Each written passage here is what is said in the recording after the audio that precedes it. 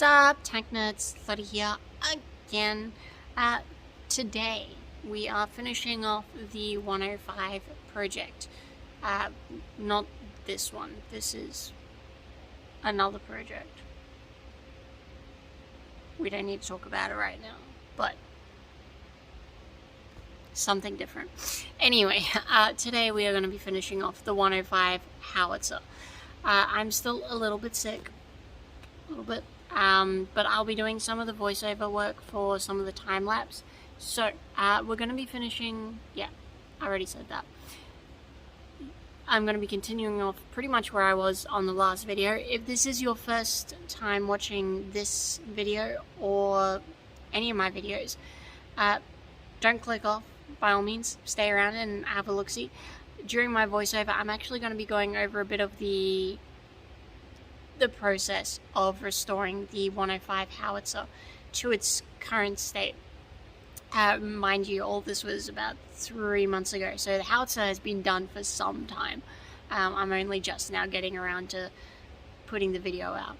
Anyway, so yeah, we're going to be bouncing between future Lottie, which is me, and past Lottie. So yeah, I will talk to you again during the voiceover. Until then, enjoy past Lottie as she regales her experience painting the 105 Howitzer. Enjoy. So, I'm gonna set up my camera. I'll try and get a good time lapse of this, but basically I've primed it all. I primed the little bits where there was like rust and stuff like that. Now we're just gonna do the whole lot in primer, which is really good. I've already hit it with some thinners, so the surface is already prepped.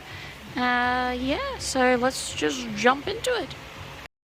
And we are back to awesome, cool voiceover Lottie with the slight case of the sniffles. Anyway, this is, of course, the 105 Howitzer. Italian built, Australian operated, which we all love. I've said this a number of different times, but this is actually one of my favorite artillery pieces. I'm not a fan of artillery guns. Well, I'm not a fan. I much prefer tanks, no doubt, as you can tell. But of all the artillery pieces that I've ever seen and worked on, this is by far my favorite. It is a darling to work on. And if another one pops up on the market, or if this one ever pops up back up on the market, I will snap it up in a heartbeat. It is a fantastic piece. They look good. They're easy to operate. My only complaint is, of course, the back of the wheels, the braking mechanisms, to be specific. They're open to the elements. Seems like a bit of a design flaw. Even just slapping a dust plate on the back of that would have helped alleviate so many issues. Anyway, that is beyond the prerogative of this voiceover. I'm already getting sidetracked and we're in voiceover territory. Anyway, yes, so we were initially asked to restore this piece into almost full functionality. Basically everything except for the firing mechanisms, which is kind of illegal, so we weren't gonna do that.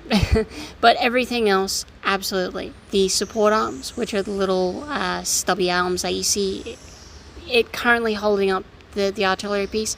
The trail arms, which are the large arms that are folded up. The elevation and traverse mechanisms, which are all the intricate parts, I should say, next to the breech.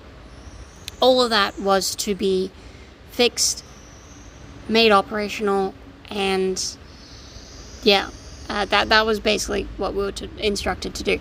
Unfortunately, this piece was left outside for 30 years, and everything, and I mean everything, on this gun was welded up. Didn't matter if it could come off or should come off or anything, it was all welded up.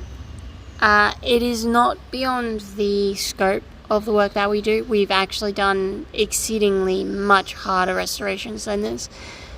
Unfortunately, as the initial goal of this particular restoration was to get it into a state where it could be towed for displays, which obviously we did. The wheels, the brakes work. It can be towed quite easily now, considering it was skull dragged into position is quite an accomplishment to begin with. Unfortunately, the extra time and monetary cost that it would have taken to get it to such a stage where you could unfurl it into a shooting position was beyond what the current owner is willing to spend on it at the current time. So there is a chance that in the future it may change, but as it is only designed at this point to get towed around at events, that is exactly what we have allowed it to do. So yeah, obviously there's a lot more that I wish I could have done to it. I would have been more than happy to. Yes, cutting all the welds was annoying, terrible, but I do like doing a full job. Obviously, couldn't do it in this instance. It might happen in the future when we finish all the other work. Mind you, this is, 3 months ago, I believe I filmed this, and now only just getting the video out can lend some idea of just how much work we actually have on. And even then, I can't even film everything. So there's a lot of little jobs in between these that you simply don't see, that I consider not even worth picking up the camera for. But hey, that's what restoration is about. But yeah, I thoroughly enjoyed doing all of this, and I will soon palm it back off to past Lottie, and you will catch me on the next installment of Time-Lapse Lottie. Alright, it is now next morning. You can tell because my hair hasn't settled yet. Got a nice cowlick there. Anyway, I believe I only showed 2 time lapses there, and that's just for ease of filming. Also, I don't think anyone actually wants to watch me crawl around for like an hour with the small paint gun. Basically what I had to do, it's all done now. Click one with the big paint gun and then swap over to the little paint gun to get all the little bits and pieces. It's not a particularly big piece to paint, on something like the scale of the Ferret or even the truck here, but because it's so fiddly, you got all these little ledges around here. I'm sure anyone who does any sort of modeling can attest to doing lots of little fiddly stuff like this. So you got to get the gun in there and go around and make sure you get everything, otherwise you will see it. So I ran around with the flashlight and the small paint gun for probably an extra hour and a half after that time lapse. So yeah, today is green, so this is going to be a very similar green to the Ferret project. I think it'll look really good. I'm quite happy with the way this paint turned out. Of course, we do want it to be a matte finish, but it's a little bit of shininess on the barrel is actually quite nice. So, all right, we'll get into it. And again, you'll probably see the same thing. I'll do a very broad paint with the thick paint gun, big paint gun, sorry. And then, yeah, I'm gonna go through with the little paint gun and get all the little bits, and then I'll probably do another layer over the top. Oh my god, it's voiceover Lottie back again to annoy you all. I do want to touch on really quickly what past Lottie was saying there. Painting these is time consuming in these particular time lapses, because I do this with my phone. I just sort of leave it there instead of time lapsing away. Doing it this way is easy for seeing the transitions like you see right now with, like the shield getting painted. It's, very big, bold. It's easy to, understand what's happening. But pretty much immediately after I do these large swaths of paint, I just turn it off, because the next, I don't know, hour and a half of painting is, I basically throw away the big gun and get the little gun, and you have to do everything else. So like I mentioned previously, there's a lot of fine details in painting. I spend maybe 10, 15, 20 minutes on my back on the little on the little trolley underneath this thing, painting the underside. That's all, detail you won't ever see, but I will know about it. And it's every little bit. If you're going to paint it, do it right, do it once. So yeah, it looks quite easy initially, but yeah, this was actually one of the sort of harder painting jobs, just because of how much detail there is behind the shield and under the firing mechanism. There is so many little nooks and crannies. Even after all this time, I'm sure I missed like little tiny bits that just you won't ever see. Alright, so it is now the next day, I believe. My camera is still filthy. Anyway, let's show the paint job. Bam. So it is considerably darker than what it looked like in the time lapse. So you can see the way that the light plays with it. So that's all just shadow, light. So yeah, really good. I'm very happy with the finish. Took quite a bit of crawling around and sticking the gun in all sorts of weird places. But yeah, now everything is good and painted. Very happy thus far. So yeah, basically I'm going to put the wheels back on and then yeah, lift it up and all that sort of stuff. I had to jack it up just to get under there, but I can't jack it up any more than this because this is surprisingly close to the tipping point. In fact, I can prove it by, let's just move that out of the way. So if I just grab this and just lean on it a bit, you can see the hole. I don't know if you can actually see it.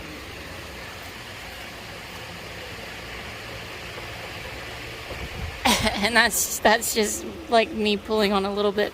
Say I didn't want to go any higher than that, but that was just enough to get all the paint under there.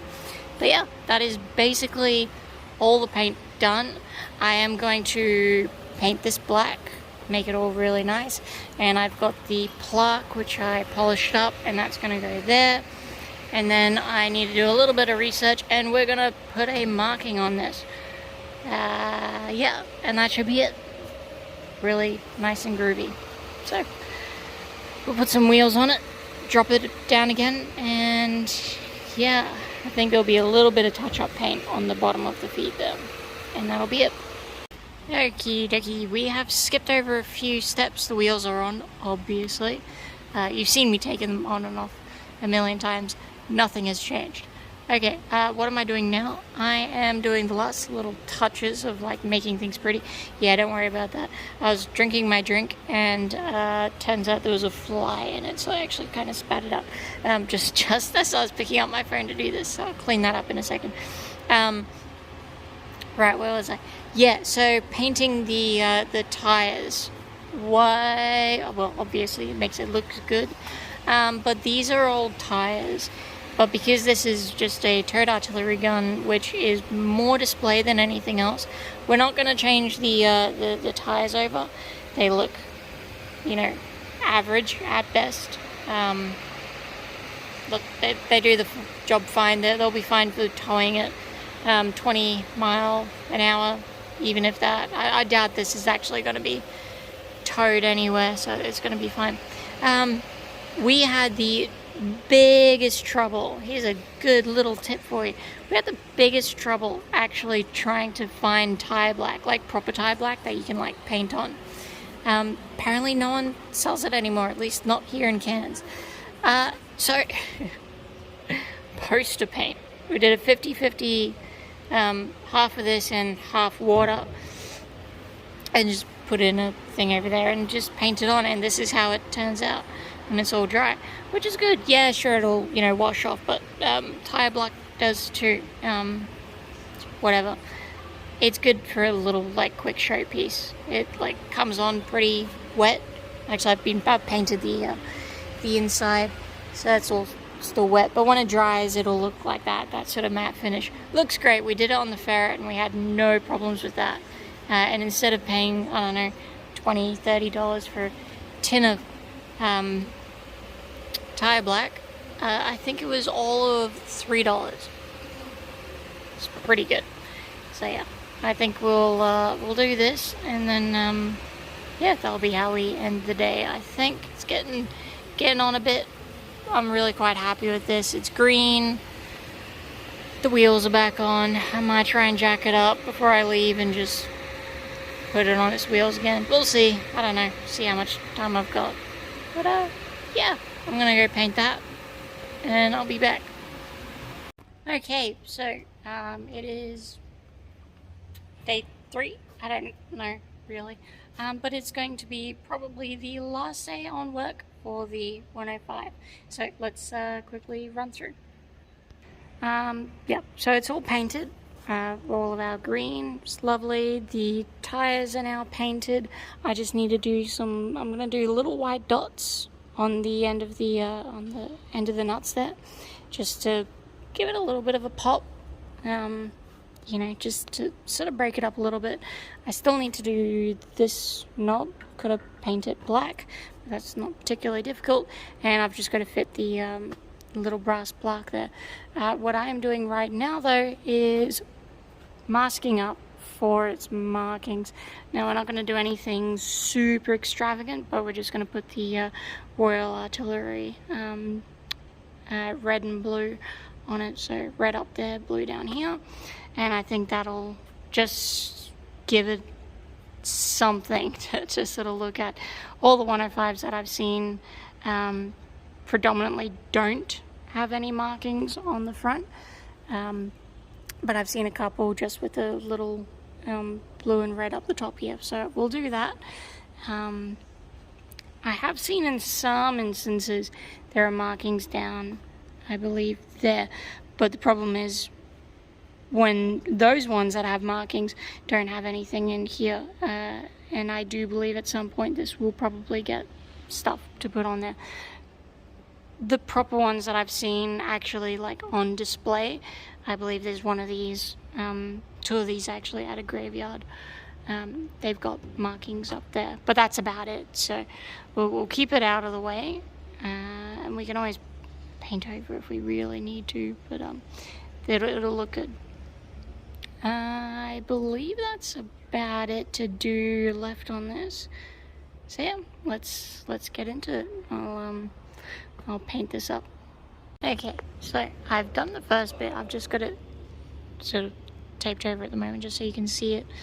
And then I need to do the blue. Don't have the blue just yet, but I know where to get it. So that's gonna have to be a later this afternoon jobby. So what we're going to move on to next is we're going to put the little white dots on, and we're going to do the brass plate. I think we might do that now. I want to do something for this. I just don't know what. I'm thinking I might use some of our the paint that we used on the tire black, because it's water based. I might get maybe a little dropper or something, and just not sure what I want to do, but I want to do something, because, like, even when it's not on camera, as soon as you take a step back, even if you're just here, you can't see it, and it's a shame because it is such a, you know, lovely bit of work. So I would like to try and make it more pronounced. I will ponder that. I might do a couple of little test samples, because I've got some, you know, little numbers sort of tucked away here that I can experiment with without too much effort. You know, there's stamps all over this thing that, you know, you can try and make pop as best I can, and I'll see how we go. because I obviously don't want to ruin the lines, and I don't want it to look dodgy, but if I have to leave it, I can leave it. Might be a fun little Easter egg for anyone that sees it, but I would like to make it pop. I don't know, more food for thought. Okay, anyway, back to what we're doing.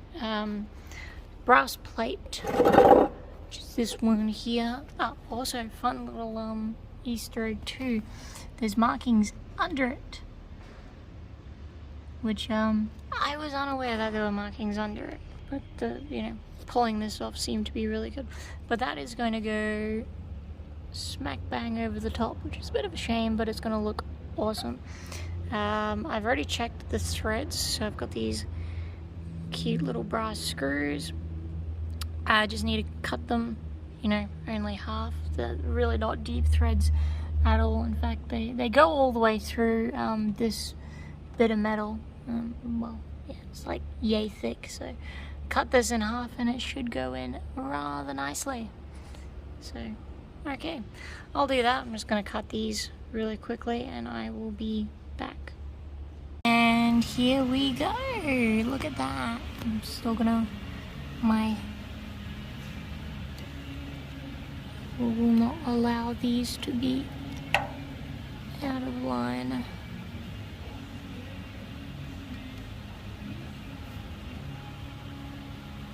That looks a bit better. It's still a bit wonky. I'm gonna have to go through, and my anal retentiveness will not allow these to not be straight up and down. But hey, how about that? That is looking awesome. And, you know, it's the little things at this point that, you know, bring it all together. So I'm really liking that. It's really cute. Little white dots. Get some blue. Do the other side. I've been thinking about this a bit more, and I think we might have to abandon trying to do anything with this, because the way that the paint is, anything that I do put in there will bleed out. So we might just have to leave it as is. But if anyone has any ideas, notify me, and I'll try to do something with it. But for now, it's all there, so it's all good. We're not adding anything to the gun. But yeah, I'm really happy with that. I wish there was more brass plaques on stuff. I love doing this sort of stuff. So unfortunately for this little walk around, I actually didn't say too much, so you get me instead. Yeah, very happy with the final product. I believe the red and blue little marking on the front shield really does make a difference. I wasn't super keen on the idea, but it was the owner's suggestion to put some sort of marking on it, and then I did a little bit of research and found it, the picture that I showed before. The little wheel dots were our idea, and they definitely help make the whole thing just a little bit different, instead of just different shades of light green and dark green. I think, considering the condition that we received this gun in, absolutely fantastic job. I'm very happy with the restoration. She's going home. 4105. Lovely gun. I'm gonna miss this one. All of its fantastic glory. Really enjoyed this restoration job.